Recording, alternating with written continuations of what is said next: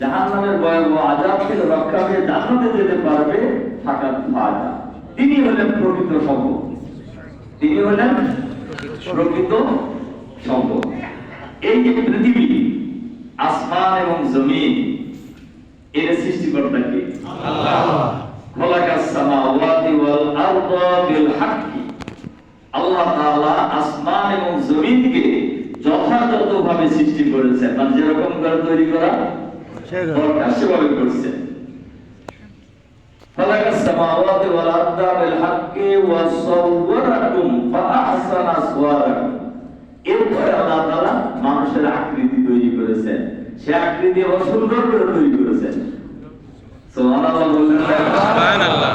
মানুষকে আল্লাহ তাআলা মানুষের আকৃতি দিয়েছেন। দেখেন, আমি অনেক দেশে বিদেশে কথা বলি যে মানুষের পা কয়টা, যদি একটা হইতো কি সুবিধা হইতো? যদি হাত কয়টা, যদি একটা হইতো। এরপরে পায়খানা যে জায়গা, এটা যদি পেটে হইতো কেমন হইতো? আমরা কল্পনা করতে পারেন যে এই যে আল্লাহ তাআলার কত বড় নিয়ামত মানুষের জন্য।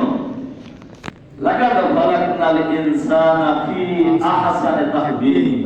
আল্লাহ তাআলা মানুষের জন্য যে রকম আকৃতি প্রয়োজন সেভাবে সুন্দর করে মানুষকে তৈরি করেছেন। সুবহানাল্লাহ।